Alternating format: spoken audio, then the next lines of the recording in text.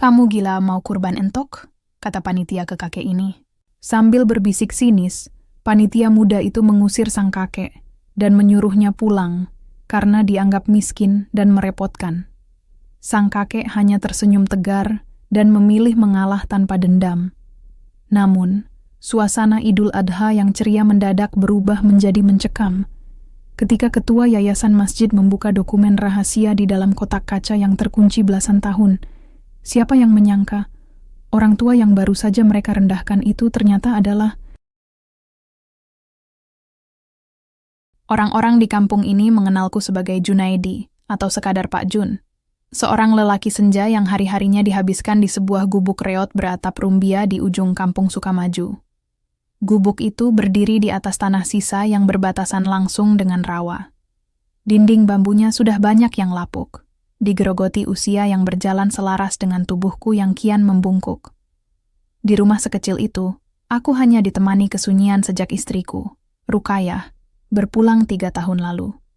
Dan tentu saja, ditemani seekor entok jantan berbulu putih bersih yang kuberi nama si Putih. Pagi itu, gema takbir bersahut-sahutan dari pengeras suara Masjid Al-Ikhlas, masjid megah berkubah hijau yang jaraknya sekitar 1 kilometer dari gubukku. Udara subuh masih sangat dingin, menembus kain sarung katun milikku yang sudah menipis karena terlalu sering dicuci. Dengan sisa-sisa tenaga di kedua kakiku, aku membasuh diri, mengenakan kemeja koko putih yang warnanya sudah mulai menguning di bagian kerah, dan menjepit sepasang sandal karet yang tipisnya hampir menyamai lantai. Sebelum melangkah keluar, aku berjalan ke kandang kecil di samping gubuk. Si Putih sudah terjaga. Matanya yang jernih menatapku seolah mengerti hari apa ini. Aku menggendongnya dengan hati-hati. Bulunya yang putih bersih melambangkan ketulusan yang selama ini kurawat dengan tetesan air mata dan doa. Hari ini Putih, kita tunaikan janji pada emak, bisikku lirih sambil mengelus lehernya. Si Putih hanya mengeluarkan suara lirih, pasrah dalam pelukanku. Sepanjang jalan menuju masjid, langkahku terasa ringan meski dadaku berdegup kencang. Aku tahu, apa yang kubawa ini tidak lazim. Namun, hanya ini harta berharga yang kupunya di dunia. Aku ingin menghadiahkannya di hari yang agung ini. Sesampainya di halaman Masjid Al-Ikhlas, suasana sudah sangat ramai. Beberapa ekor sapi berbadan besar dan gemuk tambun terikat di bawah pohon kemiri. Diselingi belasan kambing yang terus mengembik. Di dekat teras masjid, sebuah meja panjang dilapisi taplak hijau dipenuhi oleh para pemuda desa yang mengenakan seragam panitia kurban. Mereka terlihat gagah, sibuk mencatat dengan pulpen dan gawai canggih di tangan.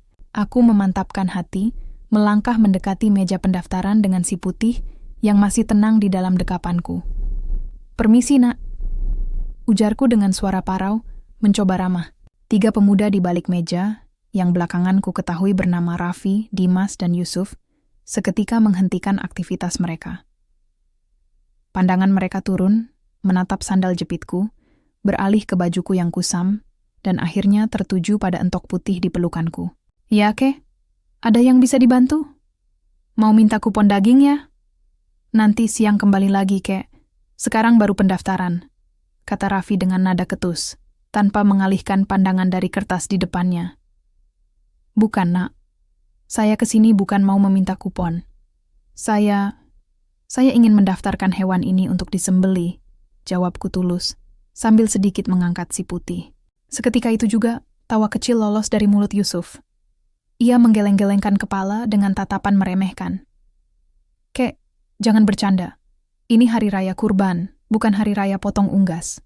Di mana-mana yang namanya kurban itu, ya sapi, kambing, atau unta. Masa kakek bawa entok ke sini? Tapi Nak, entok ini sehat sekali. Saya merawatnya dengan..." Belum sempat aku menyelesaikan kalimatku, seorang pria paruh baya berpeci putih dan bersorban rapi keluar dari dalam masjid. Beliau adalah Ustaz Rahman. Mendengar keributan kecil di meja pendaftaran, beliau langsung menghampiri kami. "Ada apa ini, Yusuf?" tanya Ustaz Rahman. "Ini, Ustaz.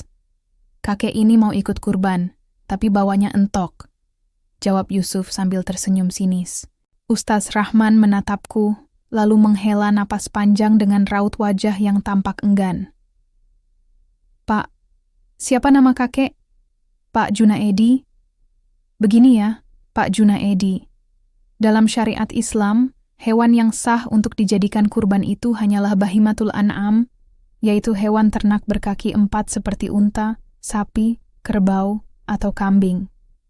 Unggas seperti entok ini, mau sebersih atau segemuk apapun, tidak sah hukumnya untuk kurban." "Saya paham, Ustaz. Saya tidak bermaksud menyalahi aturan. Hanya saja, saya berharap panitia bisa membantu." "Sudahlah, Kek," potong Yusuf, berbisik namun suaranya cukup tajam untuk mengiris hatiku. Orang yang hidupnya pas-pasan seperti kakek ini, seharusnya tidak usah memaksakan diri untuk bergaya ikut kurban. Pulang saja, berdoa di rumah. Itu lebih baik daripada merepotkan panitia di sini. Kata-kata itu terasa dingin, namun anehnya, hatiku tidak merasa panas. Aku melihat ke sekeliling. Beberapa warga yang mengantre mulai berbisik-bisik sambil melihat ke arahku. Aku tidak ingin menjadi pusat perhatian yang mengganggu kekhusyukan hari suci ini. Aku menatap Ustaz Rahman dan ketiga pemuda itu. Tidak ada dendam di hatiku, hanya ada rasa iba karena mereka belum memahami apa yang bergolak di dalam dada tua ini. Aku tersenyum, sebuah senyuman tulus yang terbit dari kelapangan dada. Aku mengangguk pelan kepada mereka. "Baiklah kalau begitu Ustaz, Nak. Maaf jika kedatangan saya mengganggu kesibukan kalian. Selamat merayakan Idul Adha." Aku membalikan badan, kembali memeluk si putih dengan erat. Aku melangkah meninggalkan pelataran masjid dengan langkah tenang, membiarkan suara bisik-bisik di belakangku perlahan memudar. Aku tidak menyadari bahwa di sudut halaman, seorang mahasiswa bernama Aldi tengah berdiri memegang kamera, merekam seluruh kejadian itu tanpa berkedip. Aku berjalan pulang, berbisik pada si putih, bahwa perjalanan kami hari ini belum selesai. Tuhan pasti punya jalan lain untuk ketulusan. Langkah kakiku terasa lambat saat menyusuri jalan setapak berbatu menuju gubuk. Gema takbir yang semula terdengar begitu menggelegar di dada, kini terasa seperti ketukan sunyi yang menuntut sebuah jawaban. Di pelukanku, si putih bergerak gelisah, seolah ia pun merasakan penolakan yang baru saja kami terima di pelataran Masjid Al-Ikhlas. "Sabar ya Putih, kita pulang dulu," bisikku sambil mengusap kepala unggas itu dengan ibu jari. Sesampainya di gubuk, aku mendudukkan diri di amben bambu yang berada di teras depan. Angin pagi berembus agak kencang, membuat atap rumbia di atas kepalaku berkerisik pelan. Aku menatap si putih yang kini berdiri di tanah, mengibas-ngibaskan sayapnya yang bersih. Ingatanku mendadak terlempar pada tatapan sinis Yusuf, dan senyum meremehkan dari panitia muda tadi.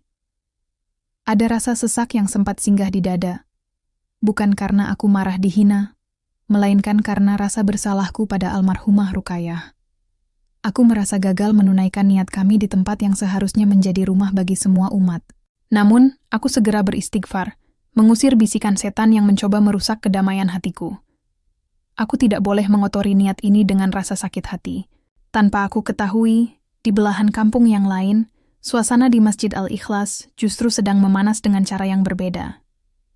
Aku tidak menyadari bahwa saat aku diusir dengan halus tadi, ada sepasang mata di balik lensa kamera yang merekam segalanya. Anak muda itu bernama Aldi. Dia adalah tetangga yang gubuknya hanya berjarak beberapa ratus meter dari tempatku, seorang mahasiswa semester akhir yang sering kulihat memegang kamera besar.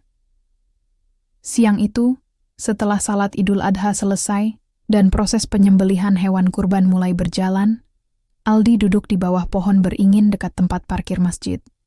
Wajahnya menatap layar kameranya dengan dahi berkerut dalam. Dari tempatku duduk di amben, aku memang tidak bisa melihat apa yang terjadi di masjid. Namun, belakangan aku tahu dari cerita warga bahwa Aldi sempat menghampiri meja panitia kurban tempat Yusuf, Raffi, dan Dimas sedang beristirahat sambil meminum es sirup. Dengan langkah tenang namun tegas, Aldi menunjukkan rekaman video di layar kameranya kepada ketiga pemuda itu. Di dalam video itu, terlihat sangat jelas bagaimana Yusuf berbisik sinis, mengatakan aku tak perlu memaksakan diri, dan menyuruhku pulang karena hidupku yang pas-pasan. Terlihat pula bagaimana Ustaz Rahman memotong kalimatku, tanpa mau mendengarkan penjelasanku terlebih dahulu. "Kalian sadar tidak? Apa yang baru saja kalian lakukan? Suara Aldi terdengar dingin, menembus keriuhan suara jagal yang sedang menguliti sapi. Yusuf, yang awalnya sedang tertawa, langsung terdiam. Wajahnya mendadak berubah pias saat melihat wajahnya sendiri di dalam video itu terlihat begitu angkuh. Aldi, kamu merekam itu? Tolong hapus, Al. Itu kan cuma salah paham. Kita kan cuma menegakkan syariat. Memang benar kan entok tidak bisa buat kurban? Raffi mencoba membela diri, meski nada suaranya terdengar bergetar panik. Menegakkan syariat itu ada adabnya, Bang. Balas Aldi. Tatapannya menghunjam langsung ke manik mata Raffi. Kalian tidak hanya menolak hewannya, kalian merendahkan harga diri Pak Junaedi. Kalian mengukur nilai ibadah seseorang dari sandal jepit dan pakaian usangnya. Dimas, yang sejak tadi lebih banyak diam, tertunduk dalam-dalam. Rasa bersalah mulai merayap di wajahnya. Sementara Yusuf mulai berkeringat dingin, membayangkan jika video itu sampai tersebar ke grup WhatsApp warga kampung atau media sosial, habislah reputasinya sebagai pemuda aktif masjid. Aku tidak akan menghapusnya, kata Aldi lagi sambil menutup layar kameranya dengan klik yang tegas. Aku ingin video ini jadi pengingat, tapi aku masih punya rasa hormat pada masjid ini. Aku akan simpan video ini sampai kalian menyadari apa kesalahan kalian yang sebenarnya. Aldi kemudian berbalik pergi, meninggalkan ketiga panitia muda itu dalam keheningan yang mencekam. Di tengah teriknya matahari siang yang mulai membakar pelataran masjid, Yusuf, Raffi, dan Dimas mendadak merasa dingin. Senyuman tulus dan anggukan kepalaku saat mereka usir tadi kini kembali membayang di pelupuk mata mereka. Bukan sebagai kekalahan, melainkan sebagai sebuah tamparan batin yang teramat keras. Sementara itu, di teras gubukku, aku masih memandangi si putih yang berjalan kian kemari di halaman tanah. Aku menghela napas panjang, bersiap untuk merajut kembali niatku yang sempat tertunda. Aku tahu, Allah tidak melihat rupa, melainkan apa yang ada di dalam dada. Matahari sudah melewati puncaknya ketika suara riuh dari arah masjid perlahan mereda. Di teras gubuk, aku baru saja menyelesaikan salat zuhur di atas selembar sajadah yang benangnya sudah banyak yang terlepas. Perutku sempat berbunyi pelan, mengingatkanku bahwa sejak pagi aku belum menyentuh makanan selain seteguk air putih sebelum berangkat subuh tadi. Namun, rasa lapar itu kalah oleh rasa damai yang perlahan-lahan kembali merayap di hatiku. Si putih mendekat, mematuk pelan ujung sarungku seolah meminta perhatian. Aku tersenyum lalu mengelus punggungnya. Kamu lapar juga ya? Sabar, kita cari sisa dedak di dapur. Saat aku hendak berdiri, lamat-lamat ku dengar langkah kaki tergesa-gesa mendekati gubukku. Suara sandal yang bergesekan dengan tanah kering itu terdengar lebih dari satu orang. Aku menoleh ke arah jalan setapak. Dari balik rimbunnya pohon pisang, muncul serombongan orang yang sangat kukenal. Di depan sendiri berjalan Pak Darmo, sesepuh sekaligus penjaga sejarah Masjid Al-Ikhlas. Wajah tuanya tampak dipenuhi keringat, napasnya terengah-engah, dan matanya berkaca-kaca. Di belakangnya, menyusul Pak Mahendra, ketua yayasan masjid, bersama Ustaz Rahman, serta 3 pemuda yang tadi pagi mengusirku, Yusuf, Raffi, dan Dimas. Wajah ketiga pemuda itu kini tak lagi pongah. Mereka berjalan dengan kepala tertunduk dalam, seperti pesakitan yang sedang digiring ke meja hijau. Aku tertegun sejenak, merasa heran dengan kedatangan rombongan besar ini ke gubukku yang reot. Aku segera melangkah turun dari amben untuk menyambut mereka. Astagfirullah, Pak Darmo, Pak Mahendra. Ada apa ini ramai-ramai datang ke gubuk saya? Tanyaku ramah, mencoba mencairkan suasana yang terasa begitu tegang. Bukannya menjawab, Pak Darmo justru menatapku dengan bibir yang gemetar. Ia melihat ke arahku, lalu beralih menatap si putih yang berdiri di samping kakiku. Detik itu juga, air mata Pak Darmo tumpah. Pria tua yang sangat dihormati di kampung ini tiba-tiba melangkah maju dan langsung menggenggam kedua tangan kasarku dengan sangat erat. Akang Junaedi, benar ini sampeyan? Suara Pak Darmo bergetar hebat, tercekat di tenggorokan. Aku tersenyum tipis, menjabat balik tangannya yang gemetar. Iya Darmo, ini aku. Ada apa? Kenapa kamu menangis? Pak Darmo menoleh ke belakang, menatap Pak Mahendra dan Ustaz Rahman dengan tatapan yang sulit diartikan.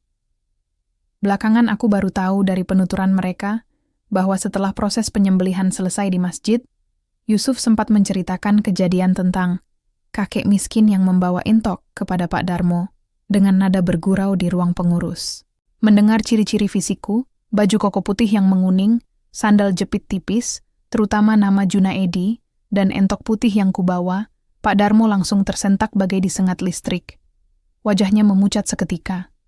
Dengan tangan gemetar, Pak Darmo langsung menyuruh Pak Mahendra membuka lemari arsip terkunci di sudut ruangan, tempat dokumen-dokumen lama masjid disimpan. Di sana, di balik sebuah bingkai kaca berdebu yang melindungi dokumen wakaf tanah dan pembangunan awal Masjid Al-Ikhlas 15 tahun lalu, tertera sebuah nama yang selama ini dirahasiakan dari publik atas permintaan sang donatur sendiri. Nama yang tertulis di atas meterai kuno itu adalah Junaedi. Sang hamba Allah misterius yang membiayai seluruh fondasi dan kemegahan masjid, sebelum akhirnya ia bangkrut total karena ditipu rekan bisnisnya dan memilih mengasingkan diri dalam kemiskinan di ujung kampung. Kini, di depan gubukku, Pak Darmo masih menangis, sementara Pak Mahendra dan Ustaz Rahman menatapku dengan tatapan penuh rasa bersalah dan takzim yang luar biasa. Yusuf, Raffi, dan Dimas bahkan tidak berani mengangkat wajah mereka sama sekali. Mereka berdiri mematung, menyadari bahwa orang tua berkemeja kusam yang mereka sebut merepotkan dan miskin tadi pagi adalah pemilik sah dari tanah tempat mereka berdiri menyembelih hewan kurban hari ini. Akang Junaedi, maafkan kami. Maafkan anak-anak muda ini yang tidak tahu tatkrama, bisik Pak Darmo sambil terisak. Mari Kang, ikut kami ke masjid. Ada hal penting yang harus Akang lihat sendiri. Tolong Kang. Aku menghela napas panjang, menatap wajah-wajah di depanku dengan keheningan yang mendalam. Rahasia yang kusimpan rapat selama belasan tahun, hari ini akhirnya tersingkap oleh seekor entok putih. Aku terdiam memandangi genggaman tangan Pak Darmo yang masih bergetar. Permintaan untuk kembali ke masjid itu membuat hatiku diliputi kebimbangan. Bagiku, masa lalu adalah lembaran yang sudah kukubur dalam-dalam bersama kerelaan hati. Segala harta, kejayaan, dan nama besar yang pernah melekat pada diriku belasan tahun lalu telah menguap, digantikan oleh kedamaian dalam kesederhanaan gubuk ini. Aku tidak pernah mengharapkan penghormatan itu kembali. Namun, melihat gurat penyesalan yang mendalam di wajah Pak Darmo, serta tatapan penuh harap dari Pak Mahendra, aku tidak tega untuk menolak. Aku menoleh ke arah si putih yang masih setia berdiri di dekat kakiku. Baiklah Darmo, aku akan ikut, ujarku pelan. Aku kembali menggendong si putih ke dalam pelukan. Hewan ini harus tetap bersamaku, karena dialah alasan mengapa langkah kakiku tertuntun kembali ke tempat itu. Sepanjang perjalanan berjalan kaki menuju masjid, keheningan yang canggung menyelimuti rombongan kami. Yusuf, Raffi, dan Dimas berjalan beberapa langkah di belakangku dengan kepala yang terus tertunduk. Tak ada lagi tawa sinis atau bisikan meremehkan yang kudengar tadi pagi. Hanya ada helaan napas berat penuh penyesalan. Aku sengaja tidak menoleh ke belakang, bukan karena benci, melainkan memberi mereka ruang untuk berdamai dengan rasa bersalah di dalam dada mereka sendiri. Sesampainya di pelataran Masjid Al-Ikhlas, suasana sudah jauh lebih sepi dibandingkan tadi pagi. Sisa-sisa pembersihan area penyembelihan masih terlihat, namun perhatian beberapa pengurus masjid yang tersisa langsung tertuju pada rombongan kami. Pak Darmo tidak membawa aku ke halaman, melainkan langsung menuntunku masuk ke dalam ruang utama masjid, lalu berbelok menuju ruang pengurus yang terletak di bagian belakang. Ruangan itu ber-AC, terasa sejuk, namun atmosfer di dalamnya mendadak terasa begitu sakral. Di salah satu dinding kayu yang kokoh, terdapat sebuah lemari kaca khusus. Pak Darmo melangkah mendekati lemari itu, mengambil sebuah kunci dari saku celananya dengan tangan yang masih sedikit gemetar, lalu membuka pintunya. Di dalam lemari itu, tersimpan sebuah bingkai kaca besar yang membungkus sebuah dokumen tua berwujud kertas tebal yang sudah mulai menguning di bagian tepi-tepinya. Kang Junaedi, tolong lihat ini, kata Pak Darmo dengan suara parau, menunjuk ke arah bingkai tersebut.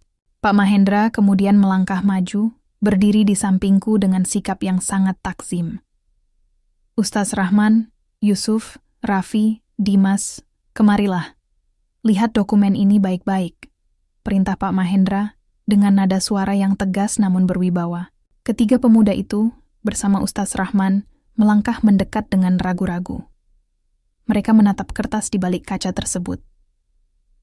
Di sana tertera surat wakaf tanah, seluas 2 hektar, tanah tempat masjid ini berdiri megah sekarang, beserta seluruh rincian anggaran pembangunan awal, yang sepenuhnya ditanggung oleh satu nama. Di bagian bawah kertas, di atas meterai lama, tertulis dengan jelas nama lengkapku. Junaedi Raharja. 15 tahun yang lalu, Pak Mahendra mulai berbicara. Matanya menatap tajam ke arah Yusuf dan kawan-kawannya. Saat kampung ini belum memiliki masjid dan warga harus berjalan 3 kilometer ke desa sebelah untuk salat Jumat, datanglah seorang saudagar kaya yang dengan ikhlas menyerahkan tanah dan seluruh tabungannya untuk membangun masjid ini. Beliau hanya meminta satu syarat kepada pengurus saat itu. Namanya jangan pernah disebutkan di mimbar, jangan pernah dipajang di papan pengumuman, dan cukup ditulis sebagai hamba Allah di hadapan jemaah. Pak Mahendra menghela napas panjang, matanya mulai berkaca-kaca. Beliau melakukan itu demi menjaga kesucian niatnya dari riya. Dan hari ini, orang yang telah memberikan tempat suci ini untuk kita semua, kalian usir hanya karena pakaiannya yang usang dan hewan yang dibawanya tidak bernilai di mata kalian. Mendengar kalimat itu, Yusuf tiba-tiba jatuh terduduk di atas lantai karpet masjid. Air matanya pecah. Tubuhnya gemetar hebat menahan rasa malu dan penyesalan yang teramat besar. Ia menutup wajahnya dengan kedua tangan, sementara Raffi dan Dimas ikut bersimpuh di sampingnya dengan bahu yang berguncang menahan tangis. Aku memandangi mereka, lalu beralih menatap dokumen lama di dalam bingkai kaca itu. Lembaran sejarah itu kini telah terbuka kembali, memicu gelombang penyesalan yang harus segera kupulihkan dengan kedamaian. Keheningan di dalam ruang pengurus masjid terasa begitu pekat, hanya dipecihi oleh suara isak tangis Yusuf yang bersimpuh di atas karpet hijau. Aku memandangi lembaran kertas di dalam bingkai kaca itu sekali lagi, lalu beralih menatap pemuda-pemuda di hadapanku. Rasa canggung dan tak enak hati justru merayap di dadaku. Aku tidak pernah menginginkan rahasia ini terbongkar, apalagi jika harus membuat mereka merasa terhakimi seperti ini. Aku melangkah mendekati Yusuf, Raffi, dan Dimas yang masih tertunduk. Dengan perlahan, aku mendudukkan tubuh tuaku di atas lantai karpet, menyetarakan posisiku dengan mereka. Si putih kubiarkan mendekam tenang di sisiku, bulunya yang bersih tampak kontras dengan warna karpet masjid yang gelap. Sudahlah, nak. Berdirilah. Tidak baik menangis seperti ini di rumah Allah, ujarku lembut, sambil menyentuh bahu Yusuf yang masih berguncang. Yusuf perlahan membuka telapak tangan yang menutupi wajahnya. Matanya sembab dan merah. Pak Junaedi, saya benar-benar minta maaf. Saya tidak tahu. Saya sudah sangat keterlaluan tadi pagi. Ucapnya terbata-bata. Suaranya parau tertahan di tenggorokan. Pak Mahendra dan Pak Darmo mendekat, ikut duduk melingkar bersama kami. Ustaz Rahman yang sejak tadi berdiri terpaku di dekat lemari kaca, akhirnya ikut bersimpuh dengan gurat penyesalan yang mendalam di wajahnya. Kang Junaedi, Pak Mahendra membuka suara, nadanya penuh rasa takzim. Sebenarnya, yayasan masjid ini sudah bertahun-tahun mencari keberadaan sampeyan. Setelah badai krisis melanda bisnis Akang belasan tahun lalu, Akang seolah hilang di telan bumi. Kami ingin sekali menyambung silaturahmi dan membalas seluruh kebaikan Akang, tapi tidak ada satupun warga baru yang tahu kemana perginya sang hamba Allah ini. Aku tersenyum tipis, menggelengkan kepala pelan. Aku tidak kemana-mana, Mahendra. Aku hanya memilih tinggal di ujung kampung, di dekat rawa. Setelah semua hartaku habis ditipu orang, aku justru menemukan ketenangan yang luar biasa di sana. Gusti Allah mengambil duniaku, tapi Dia memberikan kedamaian di hatiku. Jadi, tidak ada yang perlu dicari, dan tidak ada yang perlu dibalas. Pak Darmo mengusap air matanya yang tersisa di pipi. Tapi Kang, anak-anak ini tadi pagi sudah merendahkan sampeyan. Mereka menilai ibadah hanya dari rupa dan materi. Hati saya rasanya perih sekali mendengarnya. Aku menatap Ustaz Rahman dan ketiga pemuda itu satu persatu. Pandangan mata mereka kini penuh dengan rasa hormat, jauh berbeda dengan tatapan meremehkan yang kuterima di pelataran beberapa jam yang lalu. Manusia itu tempatnya khilaf dan salah, Darmo. Kataku dengan suara yang tenang namun berwibawa. Tadi pagi, anak-anak ini hanya melihat apa yang tampak di mata mereka. Seekor entok memang bukan hewan kurban menurut syariat, dan itu benar. Ustaz Rahman tidak salah dalam hal itu. Yang membuat kita keliru hanyalah cara kita menyampaikan kebenaran. Terkadang kita lupa membungkusnya dengan adab dan kasih sayang. Ustaz Rahman menundukkan kepalanya dalam-dalam, memegang kedua tanganku dengan erat. Benar, Pak Junaidi. Saya yang paling bersalah di sini. Sebagai orang yang dituakan dalam agama di masjid ini, saya gagal memberikan contoh yang bijak. Saya tergesa-gesa menilai tanpa mau mendengarkan penjelasan Anda terlebih dahulu. Mohon maafkan kekhilafan saya, Pak. Saya sudah memaafkan kalian semua, bahkan sebelum kalian meminta maaf, jawabku tulus. Di hari yang suci ini, tidak boleh ada ganjalan di antara kita. Aku kesini bukan untuk menuntut penghormatan atau memamerkan masa lalu. Aku kesini hanya ingin menuntun sebuah amanah. Aku mengelus punggung si putih yang mulai bergerak gelisah. Semua mata di ruangan itu kini tertuju pada entok putih di pelukanku. Mereka tidak lagi melihatnya sebagai unggas murahan yang mengganggu pemandangan, melainkan sebagai sebuah misteri yang membawa mereka pada penyesalan terdalam. Mereka menanti kalimat apa yang akan keluar dari mulut tua ini tentang alasan sebenarnya di balik kehadiran si putih di hari Idul Adha. Suasana di dalam ruang pengurus masjid berangsur tenang. Detik jam dinding yang berdetak teratur kini berbaur dengan helaan napas lega dari orang-orang di sekelilingku. Namun, aku merasa tempat ini terlalu megah untuk kisah sederhana yang ingin kubagi. Ruangan ber-AC dan karpet tebal ini membuatku merindukan embusan angin rawa dan aroma anyaman bambu gubukku. Mahendra, Darmo, Ustaz Rahman. Aku berkata pelan sambil perlahan menggeser dudukku, bersiap untuk berdiri. Jika kalian tidak keberatan, mari kita kembali ke gubukku di ujung kampung. Di sana jauh lebih tenang untuk mengobrol. Lagi pula, si putih sepertinya mulai gerah di dalam ruangan dingin ini. Mendengar permintaanku, mereka sempat saling berpandangan. Ada raut ragu di wajah Pak Mahendra, seolah merasa tidak pantas membiarkan seorang hamba Allah yang dihormati kembali ke tempat sekumuh itu. Namun, Pak Darmo yang paling mengenalku segera mengangguk paham. Baik, Kang, kami akan ikut ke rumah sampeyan, ucap Pak Darmo Taksim. Yusuf, Raffi, dan Dimas dengan sigap berdiri lebih dulu. Kali ini, mereka berebut ingin membantuku berdiri, bahkan Yusuf dengan sangat sopan menawarkan diri untuk menggendong si putih. Aku tersenyum dan menggeleng halus, membiarkan si putih tetap dalam dekapanku karena dialah belahan jiwaku saat ini. Kami berjalan beriringan meninggalkan masjid. Perjalanan pulang kali ini terasa sangat berbeda. Yusuf dan kawan-kawannya berjalan di sisi kanan dan kiriku, menjaga langkah tuaku yang lambat dengan penuh perhatian.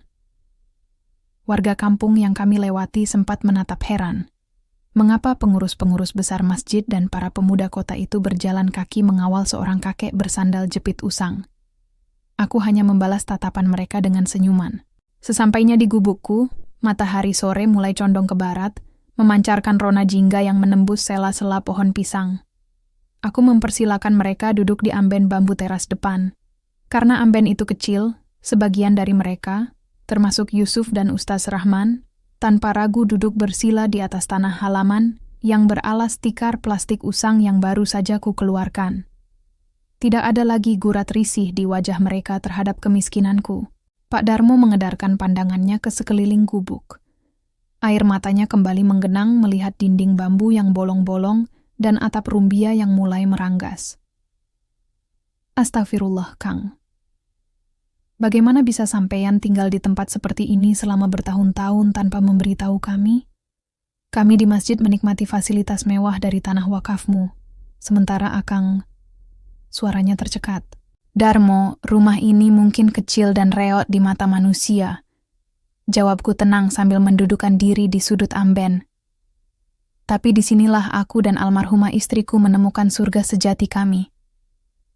Di sini tidak ada beban dunia, tidak ada ketakutan akan kehilangan harta. Hanya ada aku, ketenangan, dan ketaatan kepadanya.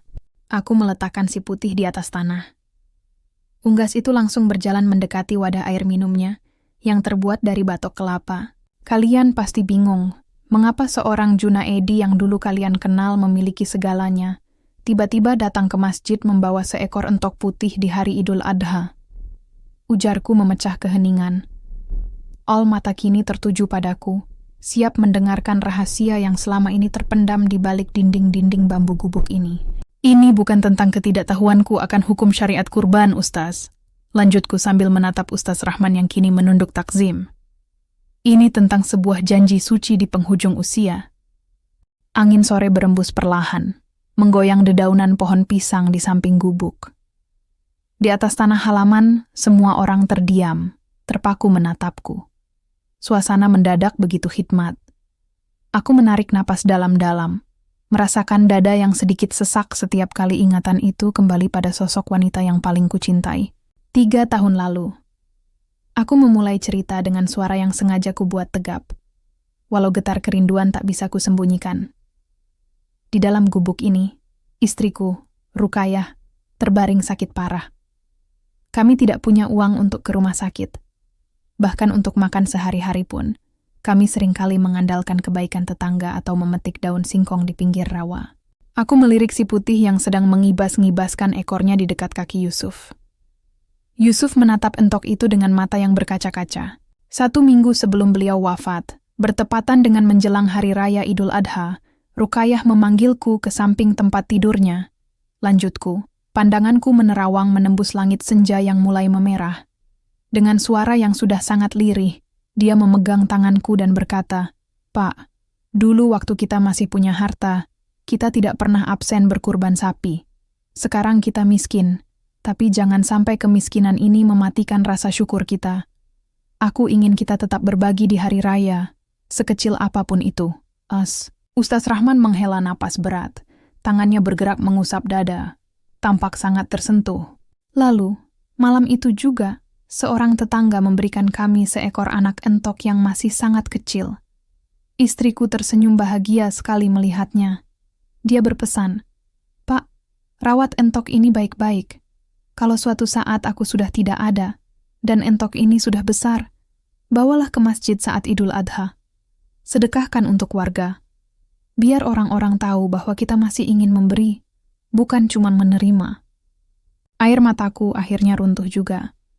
Setitik air hangat jatuh membasahi pipiku yang keriput. Aku menyekanya dengan ujung sarung usangku. Beberapa hari setelah itu, Rukayah berpulang ke rahmatullah. Sejak saat itu, si putih ini adalah satu-satunya peninggalan istriku. Aku merawatnya dengan sepenuh hati selama 3 tahun ini. Setiap kali aku rindu pada Rukayah, aku melihat si putih. Aku memberinya makan dari sisa nasi yang kupunya, memandikannya hingga bulunya seputih kapas.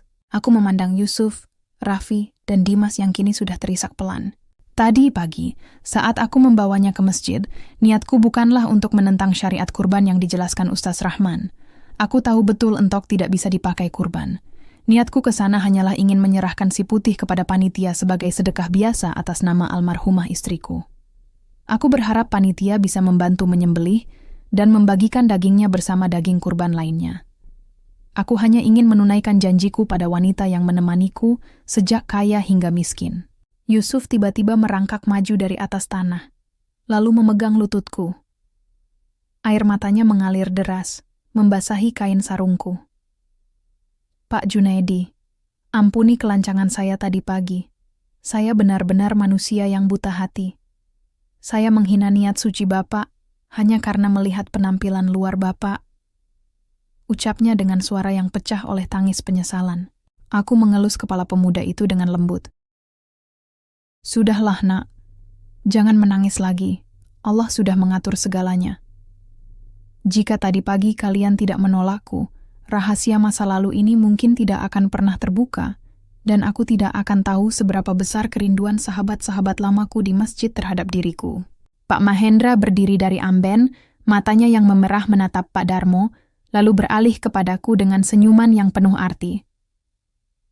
"Kang Junaedi, janji Akang kepada almarhumah Mbah Rukayah sudah lunas di mata Allah, dan sekarang Giliran kami yang akan menunaikan janji dan tugas kami sebagai pengurus masjid yang telah menikmati hasil wakafmu selama belasan tahun. Aku mengerutkan dahi, bingung melihat tatapan penuh rahasia di antara Pak Mahendra dan Pak Darmo.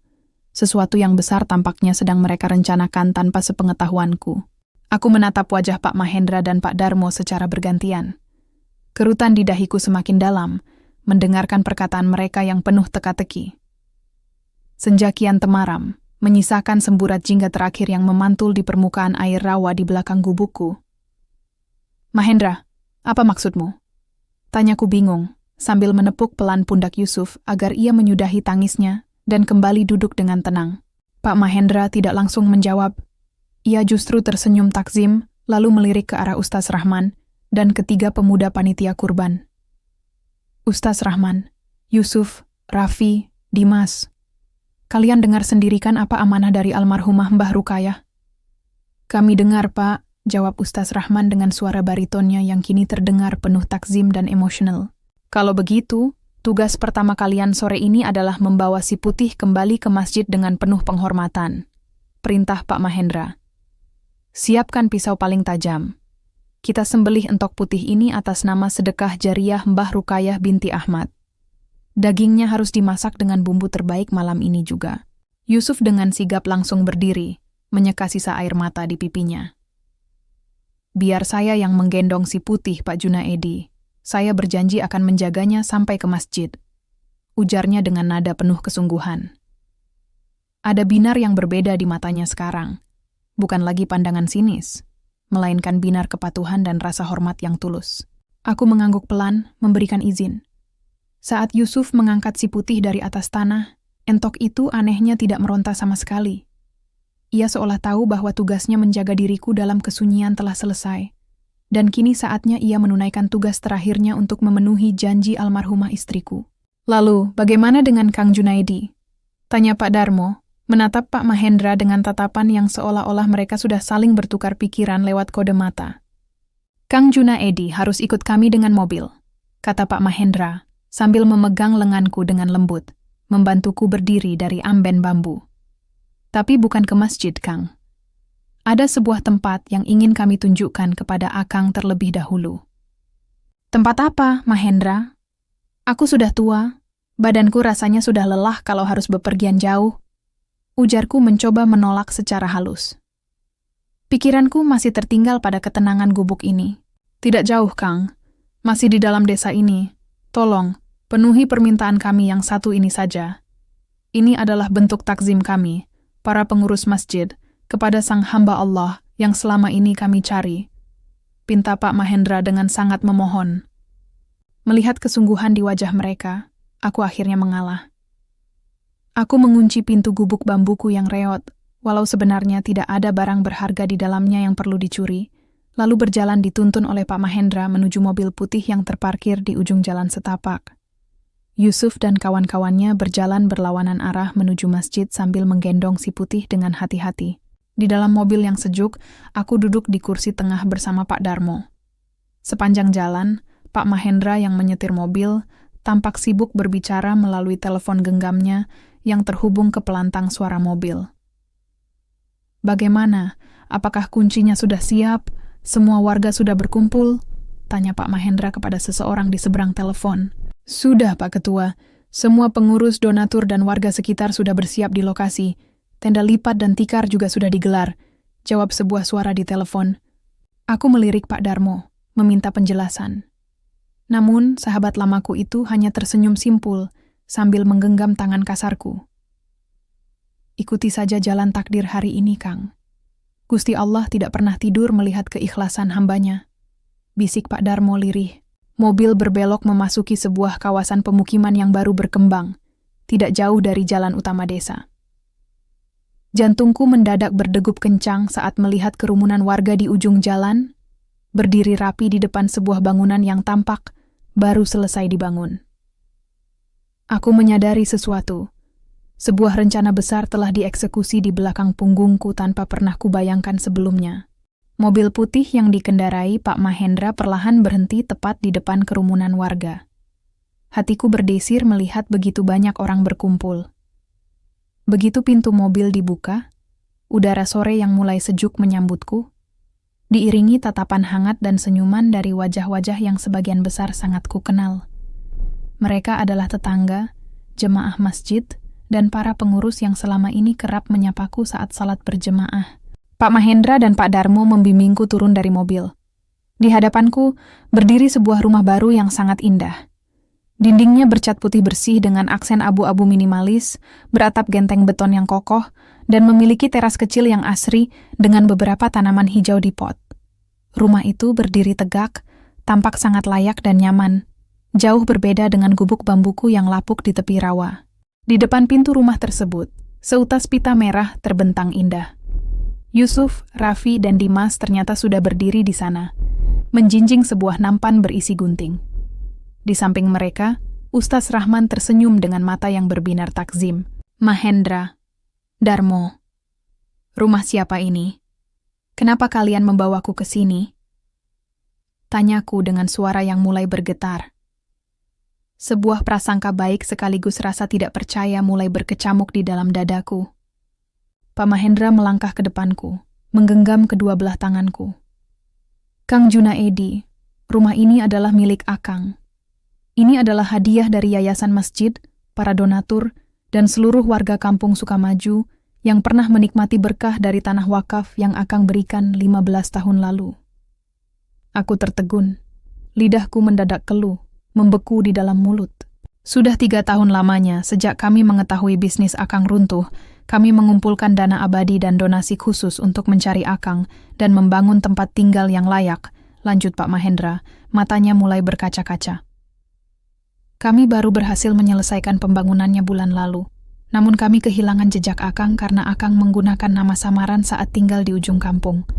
Sungguh Gusti Allah yang menuntun langkah Akang membawa si putih ke masjid tadi pagi, agar kami bisa menemukan sang hamba Allah kami kembali. Air mataku yang sejak tadi kutahan, akhirnya tumpah tak terbendung. Tubuh tuaku bergetar hebat. Aku berdiri terpaku, memandangi rumah bertembok kokoh itu melalui pandangan yang kabur oleh air mata. Aku, seorang lelaki tua yang sudah melupakan semua kebaikan masa laluku dan memilih hidup dalam kesunyian, ternyata tidak pernah dilupakan oleh manusia, dan yang paling utama, tidak pernah dilupakan oleh Allah Subhanahu wa Ta'ala. Ustaz Rahman melangkah maju, menyerahkan sebilah gunting kepadaku. Silakan Pak Junaedi, gunting pitanya, dan masuklah ke rumah baru Anda. Ini adalah balasan tunai atas keikhlasan yang selama ini Anda tanam. Dengan tangan yang gemetar hebat, aku menerima gunting itu. Sambil mengucap bismillah yang terputus-putus oleh isak tangis, aku memotong pita merah tersebut. Tepuk tangan dan ucapan hamdalah dari ratusan warga menggema, memecah kesunyian sore di kampung itu. Tidak lama setelah itu, suasana haru perlahan berubah menjadi kehangatan yang luar biasa. Di halaman rumah baru yang cukup luas, beberapa ibu-ibu pengurus masjid menggelar tikar-tikar besar. Bau harum masakan yang sangat menggugah selera mulai tercium dari arah dapur umum portabel yang disiapkan warga. Yusuf berjalan menghampiriku yang sedang duduk di kursi teras rumah baru, membawa sebuah nampan berisi mangkuk sup besar dan nasi hangat. Di dalam mangkuk itu, terdapat daging unggas yang dimasak bumbu gulai kuning yang kental dan harum. Pak Junaedi, ini hidangan dari si putih, kata Yusuf dengan senyum tulus yang amat merekah. Kami sudah menyembelihnya dengan syariat sedekah yang benar, diiringi doa untuk almarhumah Mbah Rukayah. Sore ini, seluruh warga akan menyantapnya bersama-sama dalam acara syukuran rumah baru Bapak. Aku menatap mangkuk sup itu dengan rasa syukur yang membuncah. Aku mengambil sendok, mencicipi kuahnya yang hangat. Rasanya begitu nikmat, menyalurkan rasa hangat ke seluruh rongga dadaku. Dalam hati aku berbisik, Rukayah istriku, janji kita telah ditunaikan dengan cara yang paling indah olehnya. Si putih telah membawa berkah, tidak hanya untuk warga, tapi juga untuk sisa hidup suamimu ini. Malam pertama di rumah baru ini terasa begitu magis. Untuk pertama kalinya dalam 3 tahun terakhir, aku tidak lagi mendengar derit dinding bambu yang digoyang angin rawa, atau suara kecipak air dari lantai gubukku yang bocor saat hujan. Aku berbaring di atas kasur yang empuk dan bersih, menatap langit-langit kamar yang kokoh. Namun, mataku sulit terpejam. Dadaku masih dipenuhi rasa syukur yang teramat membuncah. Sebuah perasaan damai yang tak bisa dilukiskan dengan kata-kata. Beberapa minggu berlalu dengan cepat sejak hari Idul Adha yang penuh keajaiban itu. Aku mulai terbiasa dengan kehidupan baruku. Warga kampung seringkali datang silih berganti ke rumahku. Ada yang sekadar mengantarkan pisang hasil kebun, menemaniku mengobrol di teras, atau mengajakku berjalan bersama menuju Masjid Al-Ikhlas setiap kali azan berkumandang. Sore itu, saat aku sedang menyiram beberapa tanaman hias di halaman depan, aku melihat sebuah mobil akrab berhenti di depan pagar. Aldi, mahasiswa yang gubuknya dulu berdekatan denganku, turun dari mobil bersama Pak Mahendra dan Yusuf. Aldi membawa sebuah laptop di dalam dekapannya, sementara Yusuf berjalan di sampingnya dengan sikap yang kini sangat sopan dan rendah hati. "Assalamualaikum, Pak Junaidi," sapa mereka serempak dengan senyum mereka. "Waalaikumsalam. Nak Aldi, Mahendra, Yusuf, mari, masuk, duduk di teras," jawabku sambil mematikan keran air dan menyekat tanganku dengan kain. Setelah kami semua duduk di kursi teras yang nyaman, Aldi membuka laptopnya dan meletakkannya di atas meja kayu di hadapanku. Wajah anak muda itu tampak sangat bersemangat, bercampur dengan binar haru yang tertahan.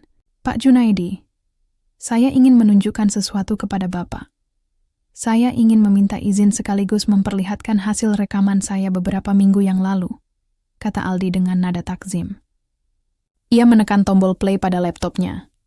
Di layar itu, muncullah video dokumentasi yang direkam Aldi secara utuh. Video itu dimulai dari rekaman pagi hari Idul Adha yang kelabu, memperlihatkan diriku yang berjalan dengan sandal jepit usang menggendong si putih. Di sana terlihat jelas bagaimana Yusuf dan panitia muda meremehkanku, hingga momen saat aku diusir secara halus dan memilih mengalah dengan senyuman tulus. Jantungku sempat berdesir melihat rekaman itu, namun video itu tidak berhenti di sana. Aldi merangkai kelanjutannya dengan sangat indah. Ada rekaman saat Pak Darmo membuka kotak kaca dokumen wakaf, momen tangis penyesalan Yusuf dan Ustaz Rahman di gubukku, cerita tentang amanah almarhumah istriku, hingga puncaknya, momen saat seluruh warga menyambutku dengan tangis haru di depan rumah baru ini, diakhiri dengan syukuran memakan hidangan sedekah si putih bersama-sama. "Video ini sudah saya unggah ke YouTube 2 hari yang lalu, Pak," ujar Aldi pelan, suaranya agak bergetar. Dan dalam waktu singkat, video ini menjadi viral di seluruh penjuru negeri. Jutaan orang sudah menontonnya. Aldi kemudian menggulirkan layar laptopnya ke bawah, memperlihatkan ribuan komentar yang masuk dari orang-orang yang sama sekali tidak kukenal. Yusuf menunduk, namun kali ini dengan senyum penuh keikhlasan. "Pak Junaidi," Yusuf membuka suara, matanya berkaca-kaca saat menatapku. Gara-gara video Aldi ini, ribuan anak muda di luar sana tersadar. Banyak yang berkomentar bahwa mereka selama ini seringkali sombong dan menilai orang hanya dari harta atau pakaian luar saja. Mereka bilang, ketulusan hati Bapak dan almarhumah Mbah Rukayah telah menampar keras ego mereka. Pak Mahendra ikut mengangguk, menepuk pundak Yusuf dengan bangga. "Benar, Kang. Video ini tidak hanya menjadi pelajaran untuk Yusuf, Raffi, dan Dimas, tapi menjadi syiar keikhlasan yang menembus batas kampung kita. Banyak donatur dari luar kota yang tergerak hatinya untuk mengirimkan bantuan ke yayasan masjid kita setelah melihat ketulusan yang Akang contohkan." Aku menatap layar laptop itu dengan mata yang mulai berkaca-kaca. Aku tidak pernah menyangka bahwa seekor entok putih yang kurawat dengan air mata kerinduan di dalam gubuk reot, kini bisa menjadi jalan bagi jutaan orang untuk belajar tentang arti keikhlasan yang sesungguhnya. Allah telah membalikkan keadaan dengan cara yang paling tidak terduga.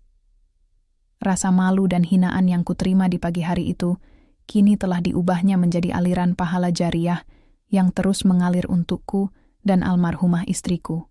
Aku tersenyum tulus, memandang langit sore yang cerah di atas kampung Sukamaju. Dalam hati, aku tahu bahwa Rukayah di sana pasti sedang tersenyum, melihat janji sucinya telah menular, menghangatkan, dan menyentuh hati begitu banyak manusia di dunia ini. Ketulusan tidak akan pernah berakhir sia-sia, karena ia ditulis dengan tinta langit yang tak akan pernah pudar oleh waktu.